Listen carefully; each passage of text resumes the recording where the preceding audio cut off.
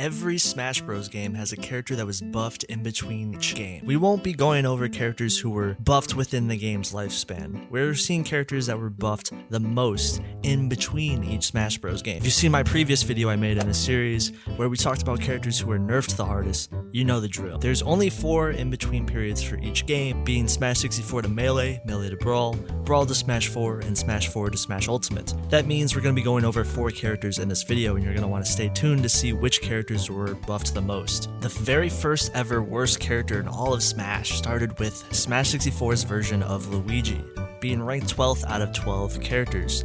Luigi in Smash 64 is actually a clone of Mario, and they're more similar to each other in this game than any future Smash game, where Luigi will evolve to be his own character because of these reasons. Luigi is essentially a slower Mario with worse approach options, less combo potential, weaker KO powers in some instances. However, Luigi has the well-known higher jump height and speed here and there, his up special being a KO tool while Mario's is not.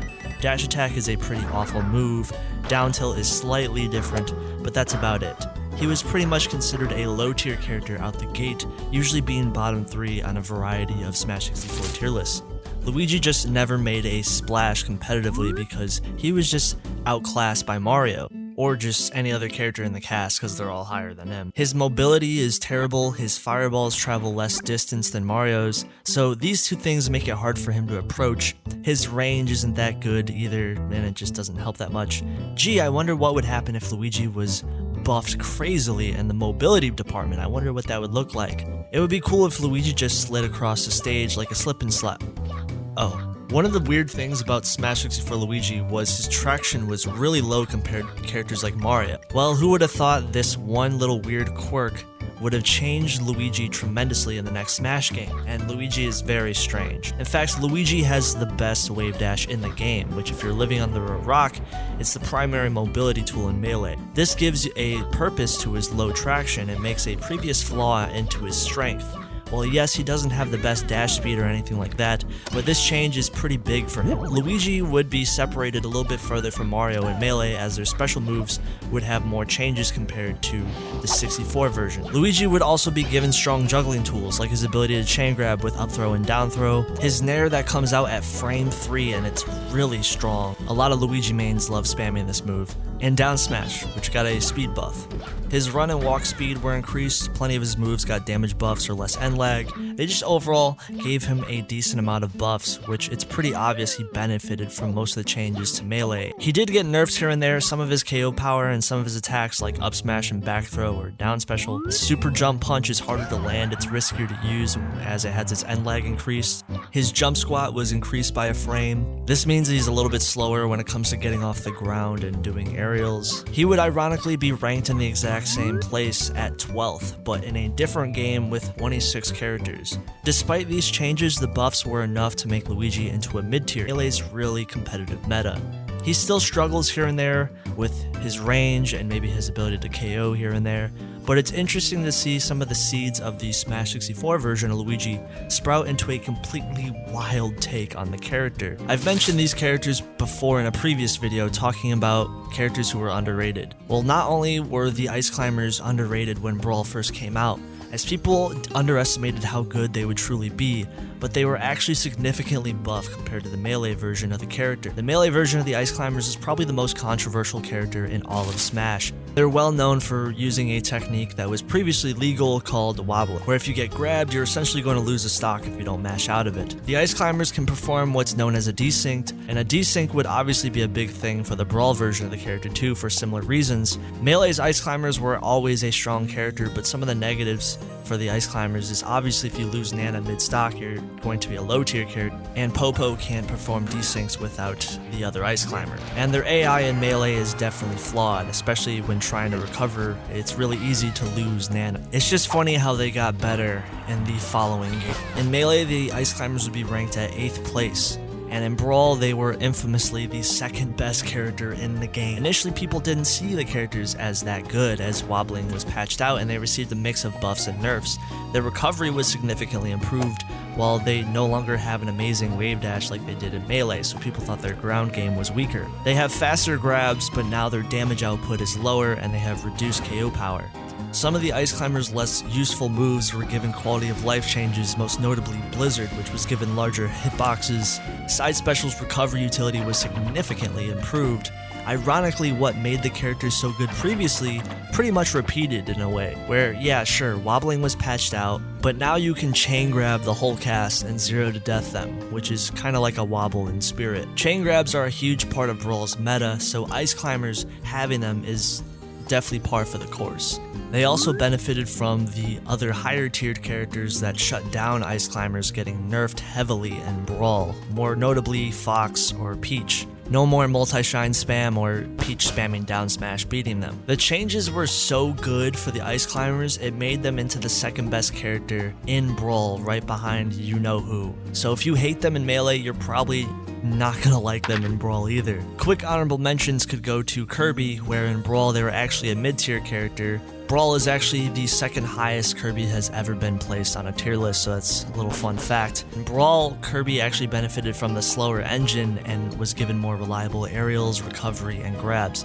Still a relatively flawed character, but I wanted to throw Kirby an honorable mention. This character in Melee was a mid-tier. In fact, people would call this character the most mid-tier of mid-tiers in the not a bad character in any way, just someone who struggled with KO power or range. That character was Mario. Makes it really weird to see Mario was heavily nerfed in Brawl. Some people speculate they did this because Mario originally was a much better character early Melee's meta, but as the years went by he would drop lower and lower on the tier list.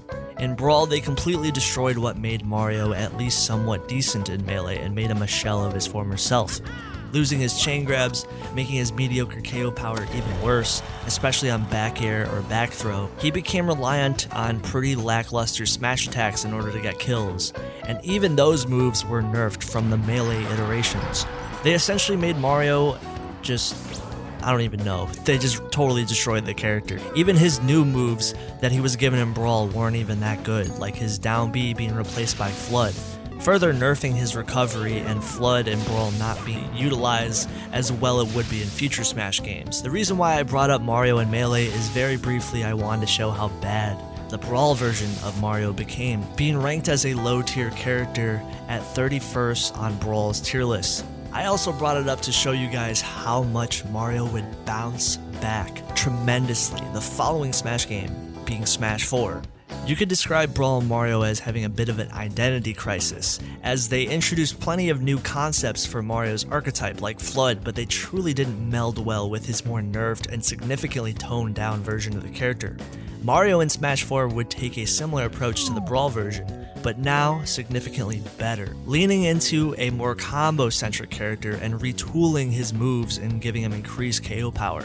Smash 4 is known for being defined by rage combos and rage compilations. Okay, I couldn't help myself with that, I'm sorry. Mario also benefited from the lower ceiling changes that were added to Smash 4 as well. They gave Mario a bread and butter ladder combo, and I'm sure you guys are well aware of it. Up tilt, up tilt, up tilt, up air, up air, up air, you get it, up special. Now some of you might be thinking, how in the world is up special killing off the top? Well, the move got significantly buffed, becoming one of the most powerful finishing tools out of juggles. This was a huge change for Mario as it made him a threat. His recovery received significant buffs, having much more mobility in the air and his jumps and up special going higher. About time he got these changes if you ask me, he kinda was dying for these things even in Melee. Forward air was buffed and made more effective as it is stronger and it benefits from the removal of meteor cancels and can be used as a combo ender. Flood received some buffs thankfully, making it a better edgeguarding tool. He did get slight nerfs to his damage output compared to the Brawl version. Fireball is more laggy and weaker and this hurts his camping a little bit. While Cape's reflection period has been reduced, Mario's traction was lowered, and this would also hinder his ability to punish out a shield. However, giving Mario this new ability to do ladder combos was exactly what the character needed at the right time. Yes, he still has bad range, his KO power is not the best, but now they gave him the tools to be a threat in the meta. Mario would rank all the way up to 9th place, which is a huge buff compared to where he was in Brawl, and the fact that Smash 4 has such a large roster, this really shows how good he became. Now for this next character, I won't lie, You could honestly bring up 2 different characters for the transition to Smash 4 to Smash Ultimate, and that would be Palutena and PacMan. These 2 characters were ranked literally right next to each other in Smash 4, and then bam, in Smash Ultimate, both of these characters are S- tier, which is a huge buff. Obviously for Palutena, you could chalk it up to the character finally being given buffs that Palutena really deserved in Smash 4. I feel like the Smash 4 version just had no idea what this character was trying to be, as in Smash Ultimate they increased her KO power and speed, and they made one of her most well-known custom moves a part of her actual moveset. And it also gave her one of the most annoying projectiles in the game, but that's besides the point. Right behind her was PacMan in Smash 4. Initially, when the game came out, people thought very highly of PacMan because of his stage controlling tools, like his infamous hydrant. I get a lot of For Glory mode spam PTSD whenever I see the fire hydrant, I'm not gonna lie. And also the fact that PacMan had a variety of projectiles at his disposal made him a rather technical character to use. When PacMan developed further, there were plenty of advanced techniques, footstool setups, item tech possible for the character, meaning PacMan hypothetically had a huge ceiling if mastered. So early on, he was mained by a lot of top-level Smash 4 players for that reason. However, there was plenty of flaws to PacMan. His projectiles could easily be used against him by simply hitting them back. His overall damage output and KO power was not very good. His smash attacks took way too long to come out, and they could lead to PacMan being punished. And of course, his infamous, awful grab. Arguably one of the worst grabs in the whole game, maybe even Smash history. Leave it up to you guys on that part. Its range is not good at all, and it takes way too long for the move to come out. It's just a plain awful grab. Really easy to punish, I'm sorry. So this led to PacMan being reliant on his projectiles. However, this significantly brought down his potential in some matchups because PacMan's projectiles could be shut down by the much higher tiered characters who were very good at the time, like Rosalina or Villager. Initially, he was seen at the 29th place on Smash 4's very first tier list. As the years went by, he would be dropped by a lot of top players, and he would fall lower and lower every tier list afterwards. This drop is the largest drop in the whole game's history. That's how bad it was for him. Some people thought of him as actually being one of the worst characters in the game, while others think he was secretly underrated. It doesn't matter what side of the fence you sit on, as the character would be significantly buffed in Smash Ultimate, going all the way to 14th place, even above a buffed version of Palutena. First of all, that awful grab was changed, now making it act faster, and they changed the hitbox to actually make it continuous instead of what it was in Smash 4 where it would deplete quickly. They essentially stopped making it a gimmick grab and made it normal. His throws were pretty lackluster before, now they are buffed, as up throw being a combo throw and back throw being a KO throw. So now PacMan has significantly more beneficial grab game. Bonus fruits cycle faster, PacMan can charge cancel. They overall just buffs the utility of this move. They even changed some of the stats on the bonus fruit, like the bell, so they made it so you can paralyze opponents while Z dropping. They buffed his mobility, speed, recovery, making him less slow and laggy compared to the Smash 4 version. His tilts were buffs, like down tilt become less punishable. Down air actually links its hits more frequently, and the stronger hit is the final hit. Back air's launch angles were lowered. This benefits ability to edgeguard. His up tilt was changed to be a launcher. They buffed his previously laughable, terrible smash attacks, giving them less startup and increased their KO power, like forward smash more specifically. They did nerf some of his options while Z dropping, like bonus fruits not being able to be picked up again after being Z dropped.